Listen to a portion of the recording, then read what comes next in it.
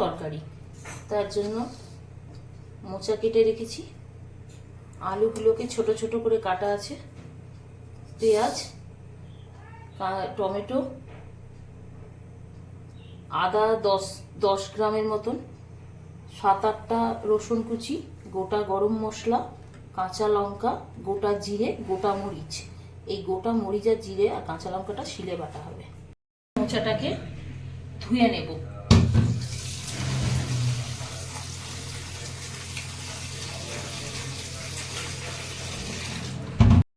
মোচাটাকে ধুয়ে জলটাকে ঝাড়িয়ে নিতে হবে, প্রায় আধা ঘন্টা জলটাকে ঝাড়িয়ে রাখতে হবে। আমি এই কেটে জলটা ঝাড়াতে দিয়ে দিলাম। আলুটাকে ধুয়ে নিলাম, এটাও জল ঝাড়াতে দিয়ে দেবো। কড়াটা বসাবো, এটা সম্পূর্ণ সর্ষের তেলে হবে। কড়াটা গরম হয়ে গেছে, এবার তেল দেব। একটু তেলের পরিমাণটা বেশি লাগে। তেলটা গরম হয়ে গেলে পেঁয়াজটা দেব। তেলটা গরম হয়ে গেছে, এবার পেঁয়াজটা ছেড়ে দেব।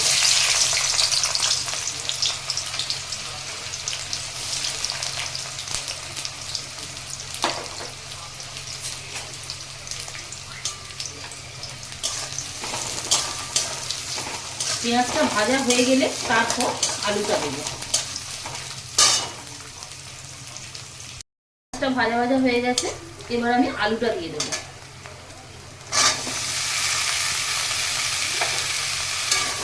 আলুটাকে খুব ভালোভাবে ভেজে নিতে হবে। 1/2 চামচ নুন দিলাম, 1 চিমটে হলুদ দিলাম। এটাকে খুব ভালোভাবে ভেজে নিতে হবে। এটা ভাজা হতে হতে আমি শিলে মশলাগুলো বেটে নেব।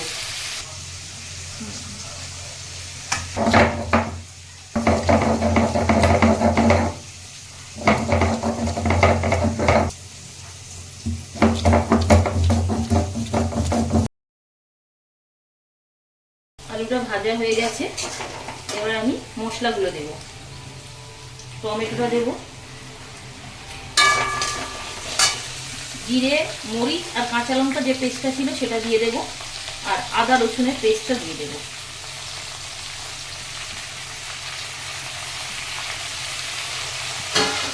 হালকা আঁচে মশলাটাকে কষবো। এবার মোচাগুলো দিয়ে দেবো।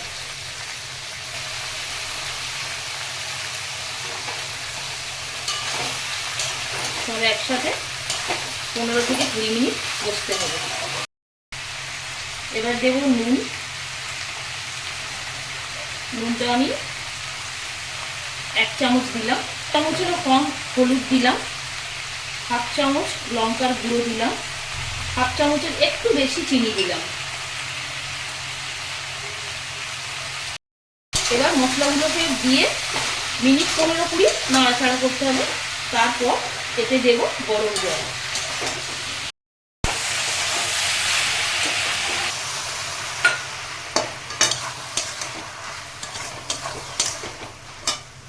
এবার গরম জলটা দেব।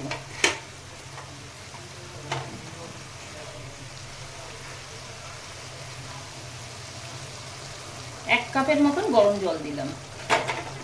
এবার এটাকে ঢাকা দিয়ে দেব। গ্যাসটা হালকা করে দিলাম, দিয়ে এটা চাপা দেবো। আবার 10 মিনিট পর গরম মশলা দিয়ে নামাবো।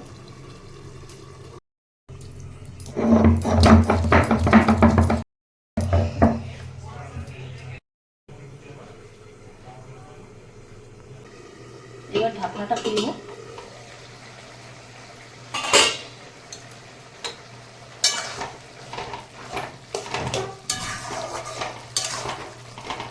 এটা হয়ে গেছে।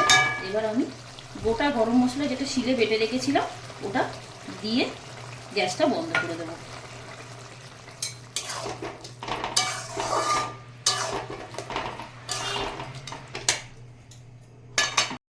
রেডি আজকে আমাদের আলু দিয়ে মোচার তরকারি।